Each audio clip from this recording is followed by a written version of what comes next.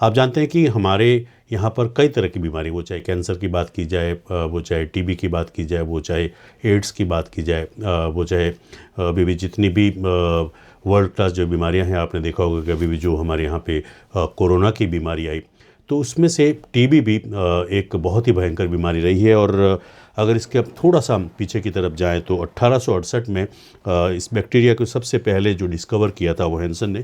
थोड़ी सी मृत्युदर हम बता दें, डूंगरपुर में फिर भी ठीक ठाक है, सिर्फ 3% है मृत्युदर, जबकि पूरे राजस्थान में 7% है। तो ये बीमारी जिसे हम आम भाषा में टीबी कहते हैं और हमारी हिंदी भाषा में इसको क्षय रोग भी कहते हैं। क्षय मतलब धीरे धीरे इसका डिस्ट्रॉयड होना। तो ये एक बहुत ही खतरनाक बीमारी है। हालांकि आजकल बहुत सारे इलाज निकल चुके हैं। इन तमाम चीज़ों को लेकर आज हमारे बीच मौजूद हैं डॉक्टर करिश्मा पंचाल। मैडम, बहुत बहुत स्वागत है आपका। सबसे पहले ये बताइए कि टीबी क्या होता है? नमस्ते जी। जैसा कि आपने क्वेश्चन पूछा, टीबी क्या होता है जी। टीबी माइकोबैक्टीरियम ट्यूबरकुलोसिस नामक एक बैक्टीरिया से फैलता है। जैसे आपने बताया 1868 में हैंसन नामक वैज्ञानिक ने इसको पहली बार खोजा था, इसलिए इनको हैंसन्स बैक्टीरिया भी कहा जाता है। और 1882 में रॉबर्ट कोच नामक वैज्ञानिक ने इनको माइकोबैक्टीरियम ट्यूबरकुलोसिस नाम दिया, इसलिए इसको कॉक्स बैक्टीरिया भी कहा जाता है। और इसके लिए उनको नोबेल प्राइज भी मिला था। और उसी समय से आज तक का है, माइकोबैक्टीरियम ट्यूबरकुलोसिस ही कहा जाता है इसको। और ये इसी बेसिला, ग्राम पॉजिटिव बेसिला है, इसी से ये फैलता है। ये दो प्रकार का मतलब दो प्रकार से हमारी बॉडी में इफेक्ट करता है। एक तो पल्मोनरी ट्यूबरकुलोसिस होता है जो फेफड़ों की टीबी करता है, और एक एक्स्ट्रा पल्मोनरी ट्यूबरकुलोसिस होता है। कहा जाता है कि बाल और नाखूनों को छोड़ के टीबी कहीं पे भी हो सकती है। बोन्स टीबी भी होता है। बोन्स टीबी भी होती है, कहीं पे भी हो सकती है।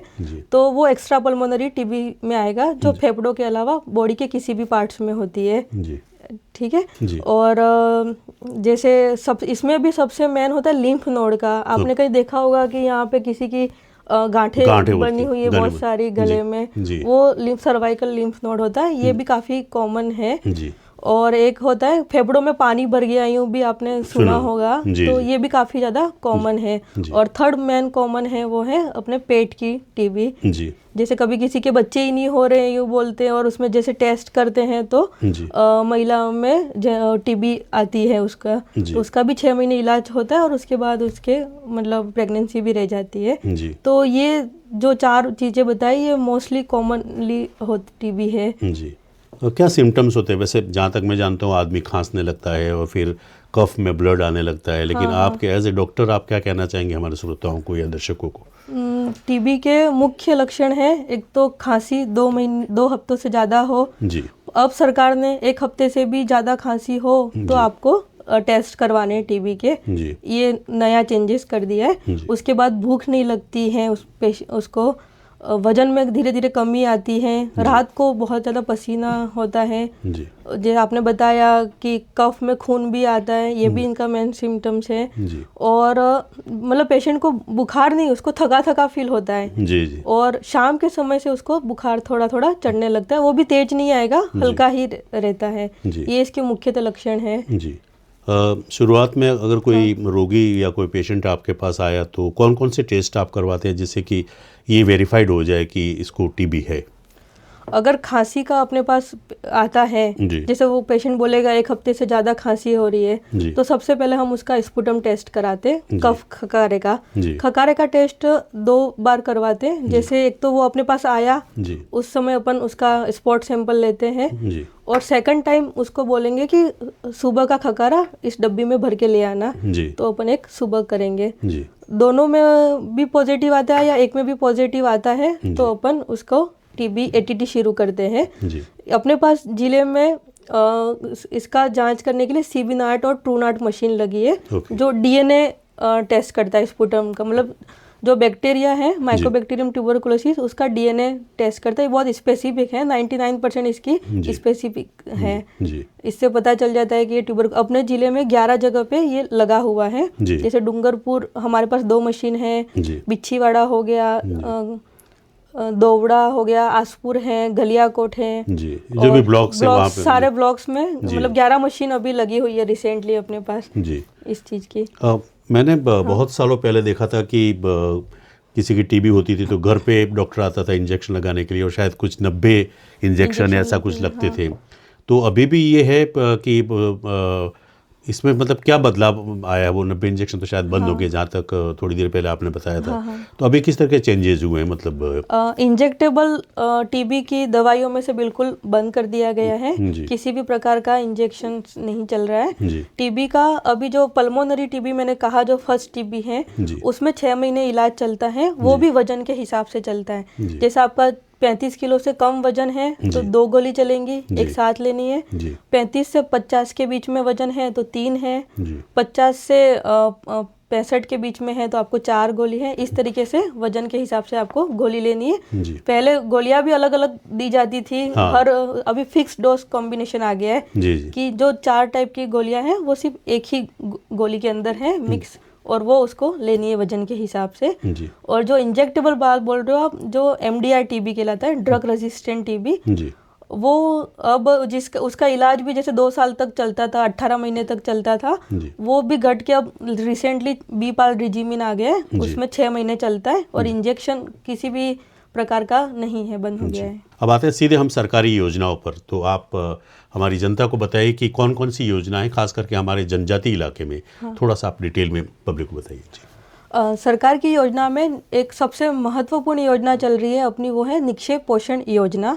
निक्षय पोषण योजना में जो व्यक्ति टीबी का इलाज ले रहे हैं उनको हर महीने 1000 रुपये उनके खाते में DBT के माध्यम से जाते हैं, और वो 6 महीने तक 6000 रुपये उनको इलाज के दौरान मिलते हैं। निक्षय मित्र एक दूसरी योजना है, निक्षय मित्र। निक्षय मित्र वो चीज़ है जो पेशेंट को न्यूट्रिशन की आवश्यकता होती है उस समय जब वो इलाज ले रहे होते हैं, तो उनको दानदाताओं द्वारा वो अपने को पोषण किट वितरित किए जाते हैं। अपने यहाँ पे लास्ट ईयर दरगाह कमेटी ने पोषण किट वितरित किए थे 1 साल तक, वो MDR मतलब ड्रग रेजिस्टेंट टीबी मरीजों को। और स्वच्छ NGO है वो सत्तू दिया उन्होंने। और उसके बाद चिकित्सा विभाग के जैसे हमारे CMHO सर्स हैं, BCMOs हैं, और MO, NM, आशा, CHO सभी ने टीबी के इलाज चल रहे को पोषण किट वितरित किए थे। आज दिनांक तक हमारे पास 750 निक्षय मित्र हैं और हमने 21,000 से भी ज़्यादा किट वितरित कर दिए हैं।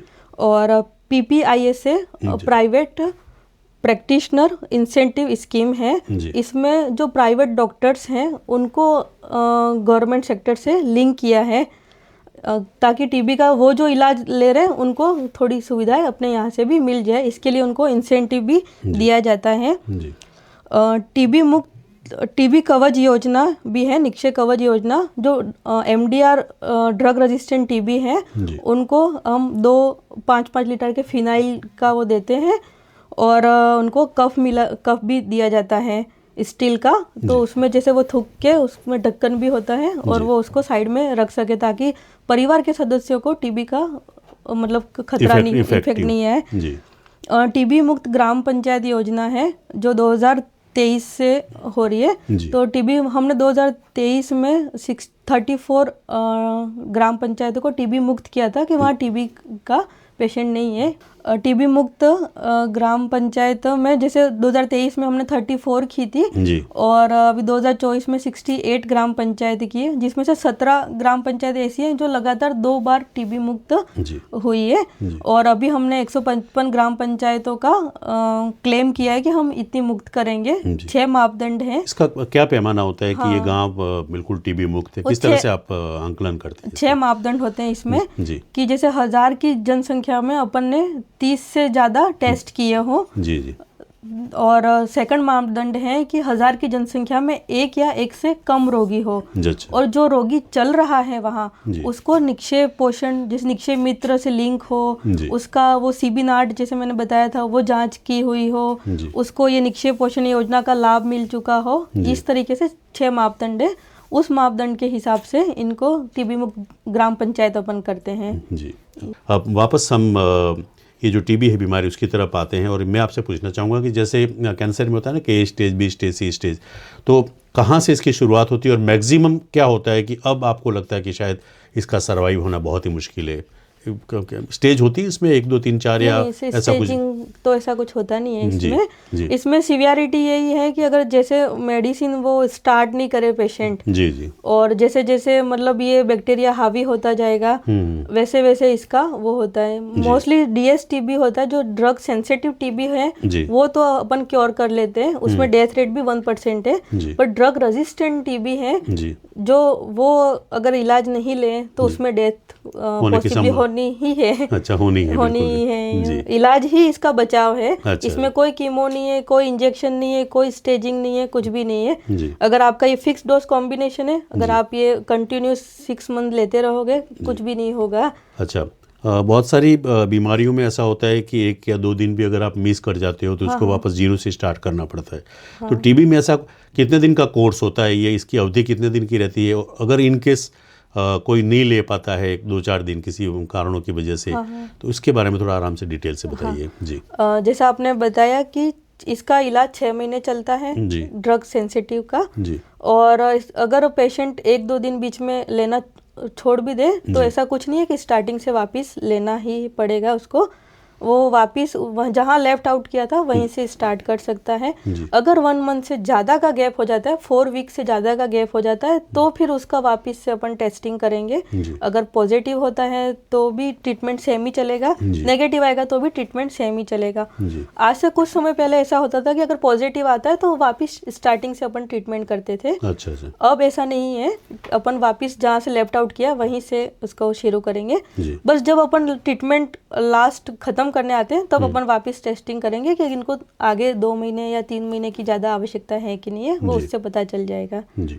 हमारे इलाके में चूंकि ये जनजाति ट्राइबल इलाका है, तो किस तरह के रोगी यहाँ पे ज़्यादा आते हैं? क्योंकि जैसा कि आपने बताया कि बोन्स टीबी भी होता है, बालों को और नाखूनों को छोड़ के शरीर के किसी भी अंग में हो सकता है, और एक लंग्स से होता ही है। तो उसके आप कैसे डिफरेंटाइट करते हैं आप कि ये लंग्स से हुआ है या ये बोन से हुआ है? उसकी क्या कुछ प्रक्रिया है या टेस्टेज हैं इसके कोई? हाँ जी। जैसे लंग्स का है तो लंग्स के सिम्टम्स तो पता ही चल जाते हैं अपने को। जी। उसमें अपन बाकी काफ़ी जांचें भी कराते हैं, जैसे CB नाट हो गया, सबसे स्पुटम टेस्ट हो गया, उसका CRP होता है, ESR होता है। ये जब अपन अगर इनका रेज आता है तो अपन सस्पेक्टेड करते हैं कि अपन इसको टीबी हो सकता है।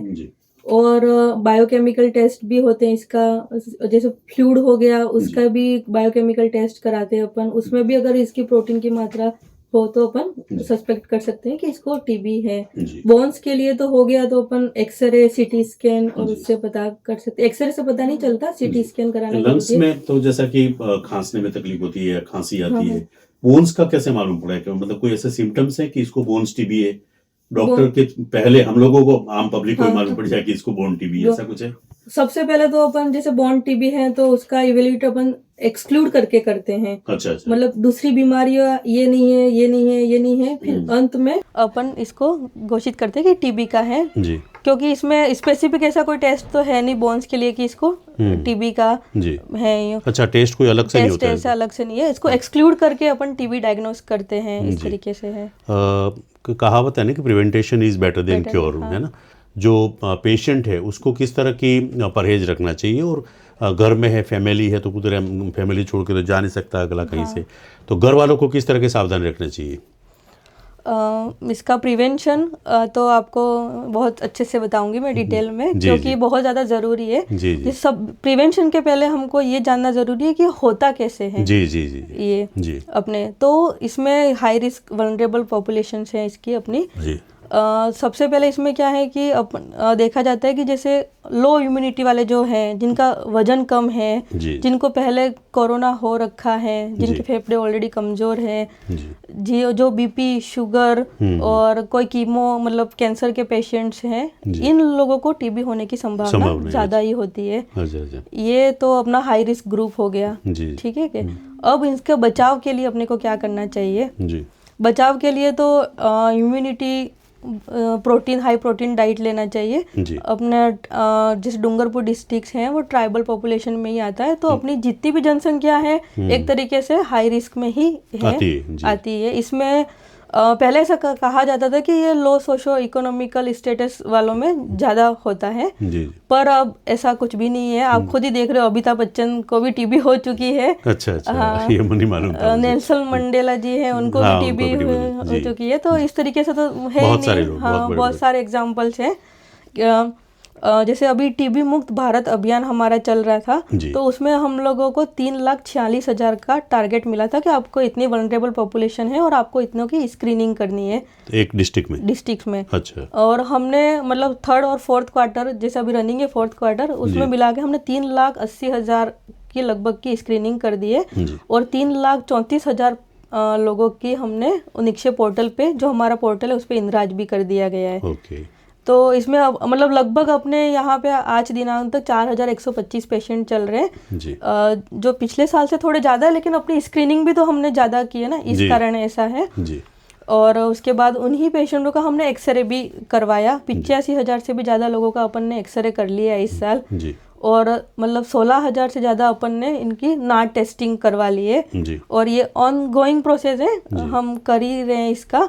और जब एक टीबी के बचाव के लिए, जैसे अभी सरकार ने एक बहुत ही अच्छा मतलब टीबी प्रिवेंटिव थेरेपी लॉन्च की है। टीबी प्रिवेंटिव थेरेपी में क्या है कि जैसे जो रोगी हैं, जो इलाज ले रहे हैं, उनके घर वालों को ये दी जाती है। ऐसे प्रोफाइलेक्सिस है ये एक तरीके से।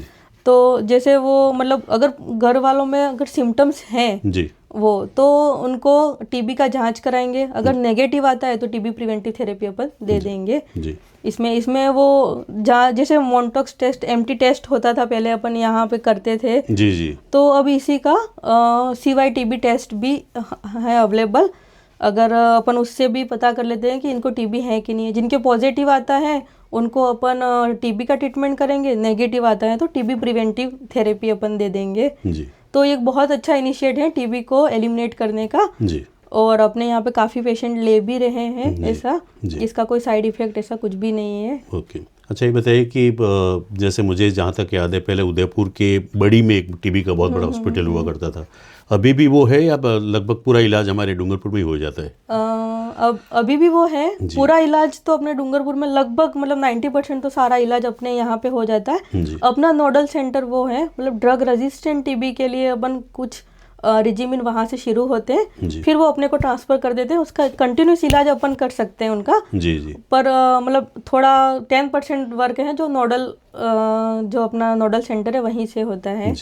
आने वाले समय में वो भी अपने यहाँ शिफ्ट हो जाएगा, जैसे अपने यहाँ मेडिकल कॉलेज स्टार्ट भी हो गया है। वही मैं पूछना चाह रहा था कि आम पब्लिक को बताइए कि मेडिकल कॉलेज खोलने के बाद आपके ये जो डिपार्टमेंट है टीबी को लेकर, या आपका जो मिशन है टीबी को लेकर, कौन कौन सी सुविधाएं आई, और कोई व्यक्ति, क्योंकि हमारा बहुत ग्रामीण एरिया, बहुत सारे लोग नहीं जानते हैं, तो कहाँ पे जाके कंसल्ट कर सकता है, और किस तरह की मशीनरी सुविधाएं, क्योंकि अभी मेडिकल कॉलेज में काफ़ी मशीनरीज आ रही हैं, तो इसके बारे में थोड़ा पब्लिक को बताइए।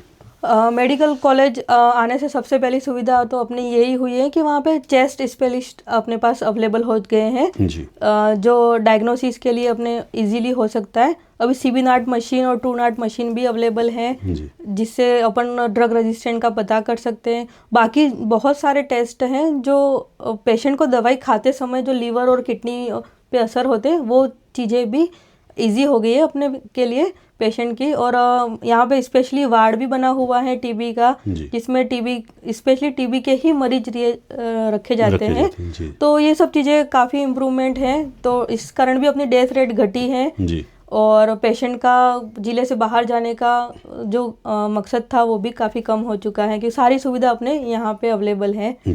जैसे अपना बॉर्डर डिस्ट्रिक्ट है, तो मोडासा और हिम्मतनगर अपने काफ़ी पेशेंट जाते हैं। जब तक उनके पास पैसे होते तब तक वो वहाँ इलाज ले लेते, फिर वहाँ उनके पास वो ख़त्म हो जाते हैं, फिर वो अपने यहाँ सिस्टम में आते हैं, तो काफ़ी देर हो जाती है, तब तक वो ड्रग रेजिस्टेंट हो जाते हैं, जो एक टीबी का भयानक रूप है।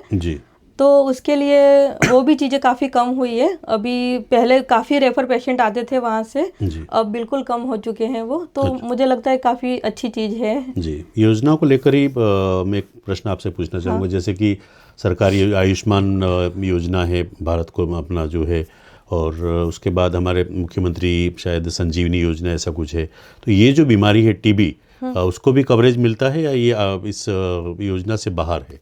नहीं, टीबी का मतलब इस योजना से बाहर से भी कोई मतलब नहीं है, क्योंकि टीबी तो निःशुल्क निःशुल्क है ऑलरेडी। सारी मेडिसिन निःशुल्क है, सारी जांच निःशुल्क है, सब कुछ। और प्राइवेट सेक्टर को भी जो इन्वॉल्व किया वो भी मतलब ये निःशुल्क ही देते, क्योंकि उनको इसके लिए इंसेंटिव दिया जाता है। जी जी। तो जो लिंक प्राइवेट सेक्टर है वो, और मैक्सिमम पेशेंट अपने यहीं से ही स्टार्ट होते हैं जी। तो इसलिए इसमें कवरेज का तो कोई दिक्कत है नहीं जी। हमारे यहाँ पे अलग अलग प्राथमिक स्वास्थ्य केंद्र और कम्युनिटी स्वास्थ्य केंद्र, तो किस तरह की सुविधाएं हैं हमारी आम जनता को, इसके बारे में जानकारी? अपने प्राइमरी हेल्थ सेंटर पे हर जगह माइक्रोस्कोपिक सेंटर अवेलेबल है, वहाँ पे टीबी का स्पुटम की जांच की जाती है। और कम्युनिटी हेल्थ सेंटर पे एक्सरे मशीन भी अवेलेबल है अपने। और अभी रिसेंटली तो सब जगह सीबी-नाट मशीन भी है कम्युनिटी हेल्थ सेंटर पर, जिससे अपन स्पुटम की जांच कर सकते हैं। जी। और सैंपल ट्रांसपोर्टेशन का भी है। अगर मान लीजिए कि कहीं पे स्पुटम ट्रांसपोर्ट सुविधा नहीं है, जैसे नए स्वास्थ्य केंद्र जो ओपन हुए वहाँ पे नहीं हो, तो आप वहाँ से सैंपल ट्रांसपोर्ट भी करवाते हैं अपन। जी। टीकाकरण, वैक्सीनेशन आज बहुत बड़ी जानते हैं कि कोरोना के टाइम कितना हम सबका बचाव किया। इसके लिए भी कोई योजना है टीकाकरण को लेकर, ट्यूबरकुलोसिस के लिए?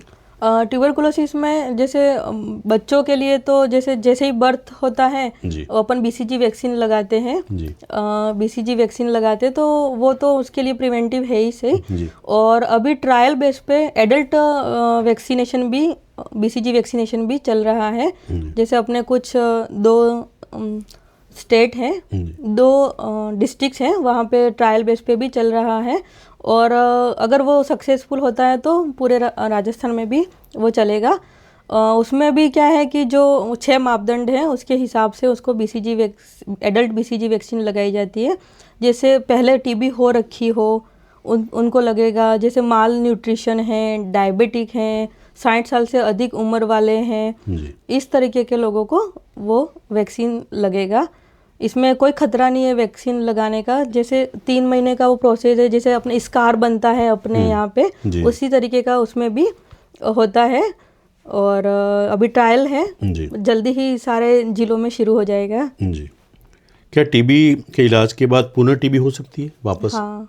मतलब इसके क्या कारण हो सकते हैं? जैसे होता है कि किसी को बीपी है तो कुछ चीज़ों का ध्यान रखना पड़ता है, या किसी को डायबिटीज़ है तो मीठा नहीं खाना, और तमाम जो चीज़ें होती हैं। टीबी होने के बाद कुछ प्रिवेंटेशन है कि ये चीज़ आपको नहीं करनी है, या कुछ भी खा पी सकते हो उसके बाद में? नहीं, खाने पीने में तो ऐसा कुछ भी आप अवॉइड करो, ऐसा कुछ भी इसमें है मतलब कहीं ना कहीं लोगों को ये जो गलतफहमी है कि ठंड की वजह से, खांसी आने की वजह से वो टीबी के शायद लक्षण नहीं है। नहीं। जी। मैं शुरू में ही मैंने आपको बता दिया था कि टीबी होना मतलब आपका इम्यूनिटी सिस्टम वीक है तो ही आपको यही चीज कोरोना में भी यही चीज था। जैसे देखा है कोरोना में भी अपन साथ में रहे, उसको कोरोना पॉजिटिव है, किसी और को नहीं आ रहा है, तो इम्यून सिस्टम पे ही सीधा असर करता है। टीबी हो रखी हो उसको टीबी होने के चांसेस ज़्यादा होते हैं, क्योंकि वो बैक्टीरिया तो ऑलरेडी उसके अंदर है ही सही टीबी का। जी। तो जैसे ही उसको मौका मिलेगा, उसका इम्यून सिस्टम वीक होगा, वो वापस रिएक्टिव हो जाएगा। मतलब पूरी तरह से ये जो बैक्टीरिया खत्म नहीं होता है? वो बैक्टीरिया हर जगह है। अच्छा। अपने में भी है। अच्छा। जैसे मतलब बैक्टीरिया तो कहीं पे भी हो सकता है, बैक्टीरिया तो कहीं पे भी हो सकता है। जी। तो वो इम्यून सिस्टम से ही सीधा रिलेशन है इसका। जी। एमडीआर टीबी और टीबी में क्या फ़र्क होता है? एमडीआर टीबी मतलब मल्टी ड्रग रेजिस्टेंट टीबी होती है, जिसमें अपन जो DS TB drug sensitive TB होती है, उसमें जो मेडिसिन देते हैं उसकी 2 मेडिसिन है, उसमें 2 या 1 मेडिसिन उससे रेजिस्टेंट है, वो दवा उस पर असर नहीं कर रही है। सीधा यही मतलब है कि जो अपन नॉर्मल टीबी के लिए दवाई दे रहे हैं वो दवाई उस पर असर नहीं कर रही है, उसके लिए अलग दवाई देनी पड़ती है। जैसे आपने पहले कहा था 90 दिन के इंजेक्शन पहले चलते थे, वो इसी पेशेंट्स के लिए होता था, एमडीआर वालों के लिए। जी जी। अब वो इंजेक्शन तो बंद हो गए, लेकिन उनकी मेडिसिन अलग चलती है। पहले 18 महीने भी चलती थी, 2 साल भी चलती थी जी। और अभी रिसेंटली बीपाल रिजीमिन है, वो सिर्फ 6 मंथ के लिए ही चल रहा है जी। और अपने यहाँ पे भी ऐसे 10-15 पेशेंट अपन ने स्टार्ट कर लिए हैं। जी। अच्छा, ये बताइए कि अभी आई थिंक 2023 से आप डूंगरपुर में आए हैं और मुझे मालूम है कि 1-2 साल से आप शायद इस टीबी डिपार्टमेंट में होंगे। ओवरऑल कैसा एक्सपीरियंस रहा? आपने मतलब क्या अनुभव किया है या क्या एनालिसिस किया कि यहाँ के लोगों को ये बीमारी होती है तो क्यों होती है, क्या कुछ कारण नहीं?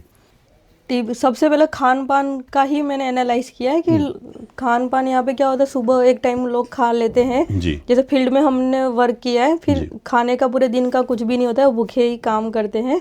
ट्राइबल डिस्ट्रिक्ट है इस कारण। जी। तो सबसे मेन चीज़ है कि इनका रहन सहन का थोड़ा है, इसी कारण इनको ज़्यादा टीबी का होता है। जी। और जैसे प्रिकॉशंस नहीं रखते, घर में किसी एक को हो रखी है तो उसके साथ वैसे ही रहते हैं जैसे अपन जी। है, तो थोड़ा उस पेशेंट को इनिशियली जब तक मेडिसिन स्टार्ट होती है 1 to 2 मंथ थोड़ा प्रिकॉशंस रखना चाहिए, उसको आइसोलेट थोड़ा रखना चाहिए। जी। इसका मतलब ये नहीं है कि उसको बिल्कुल वो कर दिया जाए। जी। ऐसा नहीं है, मेडिसिन लेगा तो उसको टीबी होने के घर वालों को भी खतरा कम होता है। जी। जैसे पेशेंट कहीं पे ऐसा है कि एक जगह घर में 2-2 3-3 पेशेंट चल रहे हैं। जी। ऐसे भी हैं अपने यहाँ पे इस तरह के। हाँ, इस अच्छा, तरह के बताइए भी कि महिलाओं के लिए बहुत मैं पूछना चाहूँगा कि सपोज़ कोई लेडी है, वो पहले बिल्कुल स्वस्थ है और प्रेग्नेंट होने के बाद अगर उसको टीबी हो जाती है, इन केस भगवान न करे किसी के साथ हो, लेकिन अगर हो जाती है तो उसका जो आने वाला जो बच्चा है वो भी टीबी इफेक्टेड होता है, या फिर अगर सपोज़ उसकी डिलीवरी हुई तो उसको जो दूधपान और जो भी कराना पड़ता है तो वो किस तरह से रोका जा सकता है इसको? नहीं, उसको मतलब बच्चे को तो बीसीजी वैक्सीनेशन लग ही जाएगा। अच्छा। हाँ। जी। और ये इस तरीके से फैलता नहीं है। अच्छा। मदर के लिए भी प्रेगनेंसी में एंटी ट्यूबरकुलर ड्रग ले सकते हैं, वो सेफ होता है। जी जी। ऐसा मतलब बच्चे पे हानि हो ऐसा कुछ भी इसमें ऐसा मतलब इससे सीधा इफेक्ट बच्चे पे होता है? नहीं, ऐसा कुछ नहीं। पहले ऐसा कहा जाता था, लेकिन अब तो अपने यहाँ पे भी 2-3 एएनसी से हैं जिन प्रेग्नेंट लेडीज हैं जिनका अपन इलाज कर ही रहे हैं। जी जी। ऐसा, और पिछले साल भी किया ही है जी। ऐसा कुछ भी दिक्कत नहीं है। मृत्यु दर को लेकर आप क्या कहना चाहेंगे आपके हमारे जिले में और राज्य को लेकर? मृत्यु दर का जैसे काफ़ी कम हुई है। जैसे मैंने ज्वाइन किया था आज से 2-3 साल पहले, तो ये मृत्यु दर काफ़ी ज़्यादा हुआ करती थी, और अब सरकार ने इतनी योजनाएं बना दी हैं और इतना वास्ट लेवल पे स्क्रीनिंग हो रही है, तो मृत्यु दर कम हुआ है काफ़ी। और धीरे धीरे हम इस साल के एंड तक तो 1% लाने का कर रहे। पेशेंट रोगी इलाज भी पूरा 6 महीने तक ले रहा है, ऐसा नहीं है बीच में छोड़ के चले जाते हैं। जैसे रोगी यहाँ से कहीं अपने यहाँ अहमदाबाद मुंबई काम करते हैं तो वो अपने यहाँ से पूरा इलाज ले जाते हैं, और जो नहीं ले जाते हैं उनको हम आईडी ट्रांसफ़र कर देते हैं वहाँ के हेल्थ सेंटर्स पे, उसकी निक्षय आईडी, तो वो वहाँ से भी अपना इलाज कंटिन्यूस कर लेता है। तो इससे काफ़ी ज़्यादा सुविधाएं मिली है और काफ़ी इससे मृत्यु दर में कमी आई है। अपने ट्राइबल डिस्ट्रिक्ट थी तो पहले 10% से भी ज़्यादा मृत्यु दर हुआ करती थी। अच्छा। और मेनली बॉर्डर डिस्ट्रिक्ट्स हैं तो मेनली इसमें पेशेंट्स चले जाते थे, लेफ्ट आउट ज़्यादा होता था, वो भी काफ़ी कम हुआ है। जी जी। और आने वाले समय में तो और कम होता ही जाएगा ये, जैसे जैसे लोगों को पता चल रहा है।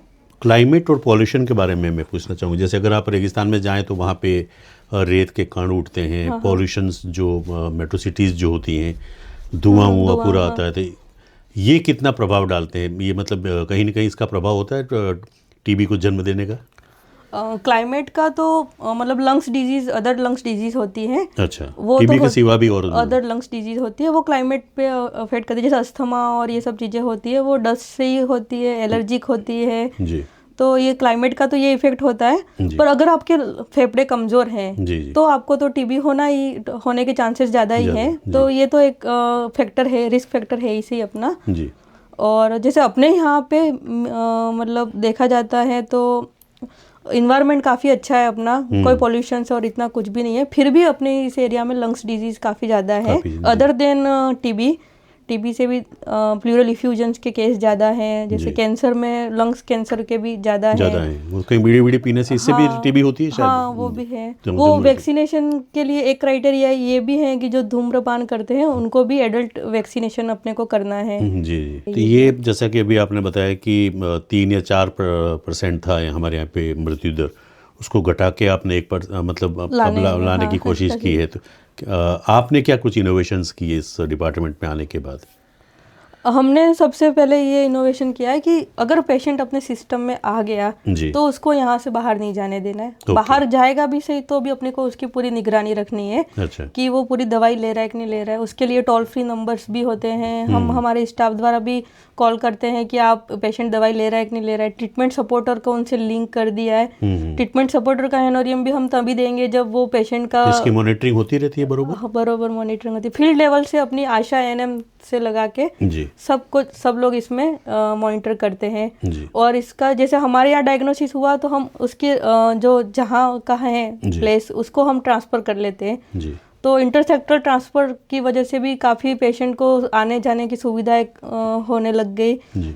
तो इससे काफ़ी ये चीज़ हमने उसका फॉलोअप मेनली किया है हमने। जी। जी। पेशेंट का फॉलोअप किया है तो मृत्यु दर में भी इसी कारण कमी आई। पहले क्या होता था, फॉलोअप नहीं हो पाता था, अच्छा अच्छा। पेशेंट लेफ्ट आउट हो जाते थे। मेन रीजन ही यही था कि डेथ रेट ज़्यादा है थी। जी। और इसके बाद अपन समय समय पे इन्वेस्टिगेशंस कराते हैं। जैसे मेडिसिन ले रहा है तो अपन लीवर और किडनी की जांच इसमें करवाते रहते हैं जी। कि इसका कोई साइड इफेक्ट तो नहीं है इसका, क्योंकि उस वजह से भी काफ़ी लोग छोड़ देते हैं जी। जी। कि इस दवाई खाने से मेरे को ऐसा हो रहा है तो दवाई नहीं खानी है। दवाई नहीं खाता हूँ तो अच्छा लगता है, यूँ होता है। जी। जी। अंत में एज ए डॉक्टर पेशेंट्स को या हमारी पब्लिक को क्या कुछ मैसेज देना चाहेंगे? मैसेज तो मैं यही देना चाहूँगा कि अपने हाई प्रोटीन डाइट लीजिए आप। अपने डायबिटिक और जो हाई रिस्क ग्रुप मैंने पहले बताए हैं, डायबिटिक पेशेंट हो गए, कैंसर पेशेंट हो गए, और इनका रेगुलर चेकअप कराते रहिए। अगर आपके HIV भी है तो भी आप TB की जांच करवाना आपके लिए अनिवार्य है। कैंसर पेशेंट है तो भी TB की जांच कराना है अनिवार्य। अगर 3 साल पहले जैसे आपको कोरोना भी हो रखा है तो भी आप समय रहते रहते जब भी आपको खांसी है, अगर ऐसे सिम्टम्स दिखे, आप TB की जांच करा दें। अर्ली डिटेक्शंस ही क्योर है। जी। और घर में जैसे किसी को TB है तो थोड़ा उसके खाने पीने का हाई प्रोटीन डाइट देना ज़रूरी है। तो आप ये चीज़ ध्यान रखिए। एज ए डॉक्टर मैं यही कहना चाहूँगी कि आप अपना खाने पीने का शेड्यूल सही रखिए और हाई प्रोटीन डाइट से ही और रेगुलर मेडिसिन लेते रहना तो TB को क्योर कर सकते हैं। और हमारे मतलब माननीय प्रधानमंत्री जी का भी यही संदेश है कि देश जीतेगा, TB हारेगा। जी बिल्कुल, लगभग हारने के कगार पर ही है। लास्ट में थोड़ा सा संक्षिप्त में, क्योंकि कोरोना और TB तकरीबन दोनों श्वास को लेकर हैं, रेस्पिरेटरी सिस्टम को लेकर ही हैं, तो कैसा अनुभव रहा आपका? कोरोना के बाद ही TB बढ़ी या कम? मतलब कम तो नहीं हुई होगी, लेकिन बढ़ी। TB केसेस कम हुए। अच्छा। TB केसेस नो डाउट 2018 से अगर आप पिछले 5 साल के केसेस देखोगे उससे TB केसेस कम हुए।